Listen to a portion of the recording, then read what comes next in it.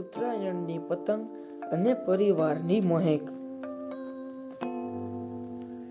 અમદાવાદના નાનકડા પોળમાં વસતા પટેલ પરિવાર માટે ઉત્તરાયણના દિવસો અત્યંત મહત્વના હતા.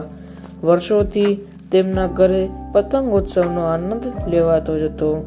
બાળપણથી પંકજભાઈ આ ઉત્સવને લઈને ઘણા ઉત્સુક હતા.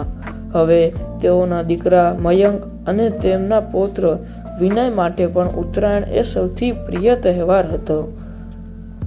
ગયા વર્ષની જેમ આ વર્ષે પણ મયંકના મિત્રો અને પરિવારના સભ્યો સવારે જ પતંગ ચગાવવા માટે મકાનની છત પર ભેગા થયા હતા.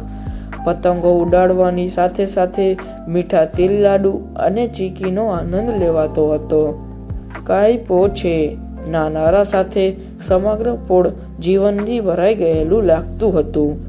વિનય, જે હવે 9 વર્ષનો હતો, આ વખતે પહેલી વાર પતંગ ચગાવવાનું શીખવાનો હતો. પંકજભાઈએ પોતાના હાથથી બનાવેલી ચરખી અને પતંગ આપીને વિનયને શીખવાડવાનું શરૂ કર્યું. પતંગ ઉડાડવાની માત્ર કળા નથી, જીવન જીવવાની રીત શીખવે છે, પંકજભાઈએ કહ્યું. વિનય પતંગ ઉડાડવા માંગતો હતો ત્યારે પતંગનો દોરો સહજ રીતે તૂટીને દૂર જઈ પડ્યો. પપ્પા, મારી પતંગ ગઈ, વિનય ચીખ્યો. પંકજભાઈ સ્મિત કરીને બોલ્યા, વિનય, જીવનમાં બધું મજબૂત દોરી જેવું હોય છે. જો અમે યોગ્ય રીતે પકડશું તો પતંગ વધુ ઊંચી ઉડશે, પણ જો વધારે ખેંચીશું તો તૂટીને દૂર જ જશે. જીવનમાં પણ આનો મહત્વ છે. વિનય પતંગની બીજી દોરી પકડીને વધુ ધ્યાનથી શીખવાનું શરૂ કર્યું. હવે તે ધીમે ધીમે પતંગ ઉડાડવામાં મહારથ મેળવતો ગયો. મયંક અને બાકી પરિવાર છત પર નાચવા લાગ્યા, કારણ કે વિનયે પોતાની પતંગ ખૂબ ઊંચી ઉડાડી હતી. આ સોફ્ટ્સે બંને પરિવારના મહત્વ અને ઉત્તરાયણના સિદ્ધાંત વિશે બધાને શીખવાડ્યું.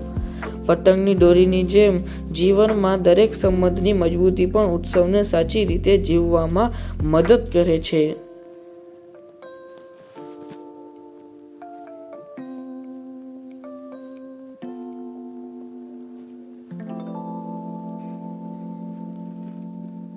આ વાર્તા પતંગ ઉડાડવાની મજા સાથે જીવનના મહત્વના મકસદો શીખવે છે.